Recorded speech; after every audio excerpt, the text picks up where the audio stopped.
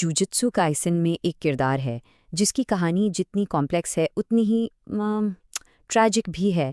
आज हम बात करेंगे सुगुरु गटो की, उसकी पूरी कहानी समझेंगे। और इस पूरी कहानी के सेंटर में एक ही सवाल है, आखिर एक हीरो विलन बनता कैसे है? ये सवाल गेटो के सफर में हमारे साथ साथ चलेगा, हर कदम पर। तो चलिए इस कहानी को बिल्कुल शुरू से शुरू करते हैं, उस वक्त से जब सुगुरु गेटो एक आइडियल सोर्सरर हुआ करता था। देखिए, गेटो कोई आम सॉर्सरर नहीं था, वो टोक्यो जुजुत्सु हाई का एक स्पेशल ग्रेड सॉर्सरर था और उससे भी बढ़कर सतोरु गोजो का सबसे करीबी दोस्त, मतलब जुजुत्सु वर्ल्ड की चोटी पर खड़ा था वो। उस वक्त गैरेटो का बस एक ही उसूल था, ताकतवर का फर्ज कमजोर की हिफाजत करना है। और ये सिर्फ कहने की बातें नहीं थी, ये उसकी जिंदगी का मकसद था। उसके हर एक्शन के पीछे यही सोच थी। गोजो और गेटो को उस दौर में द स्ट्रॉन्गेस्ट डुओ यानी सबसे ताकतवर जोड़ी यूं ही नहीं कहते थे। उनका मिशन बिल्कुल क्लियर था, एकदम साफ, आम इंसानों को, नॉन सोर्सरर्स को कर्सेस से बचाना।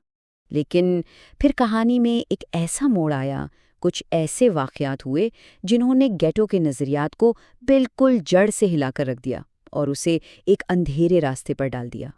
उसके जवाल की शुरुआत हुई रिको अमनाई के प्रोटेक्शन मिशन से।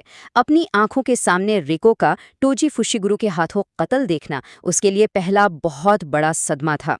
और फिर जब उसके अपने साथी सॉर्सरर हाइबारा की मौत हुई तो वो सदमा एक गहरे गम में बदल गया। इन वाक़यात ने ना उसके अंदर एक तल्ख एहसास पैदा करना शुरू कर दिया।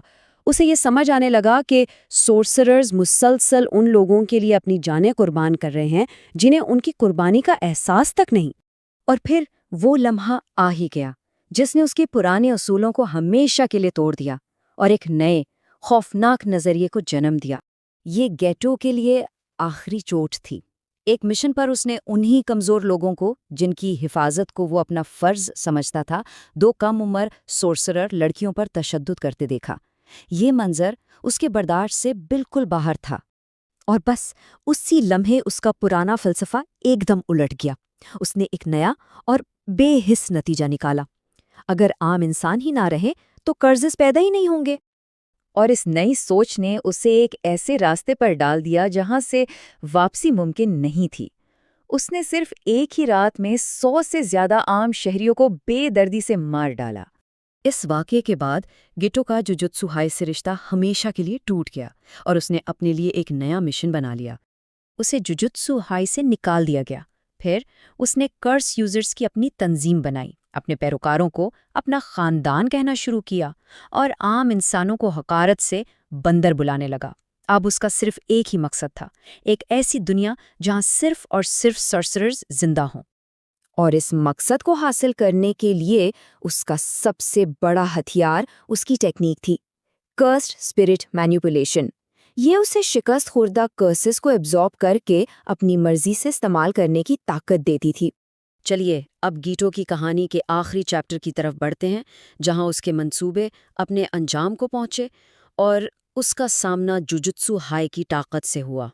उसने नाइट परेड ऑफ 100 डीमंस का आगाज किया। असल मकसद था स्पेशल ग्रेड कर्स रिका ओरिमोटो की ताकत हासिल करना। इसके लिए उसने हजारों कर्सेस शिंजुकू और क्योटो पर छोड़ दिए, लेकिन आखिर में उसका सामना हुआ यूता ओकुत्सु से और उसे एक जबरदस्त शिकस्त का सामना करना पड़ा। जंग के बाद शदीद जख्मी हालत में गेटो की आखिरी मुलाकात अपने पुराने दोस्त गोजो से हुई। वो एक बहुत इमोशनल लम्हा था।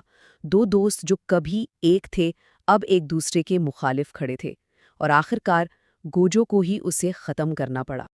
लेकिन यहाँ कहानी का सबसे बड़ा राज सामने आता है। आइए सुगुरु गेटो की कहानी के इस आखिरी हिस्से और इसकी विरासत पर एक नज़र डालते हैं।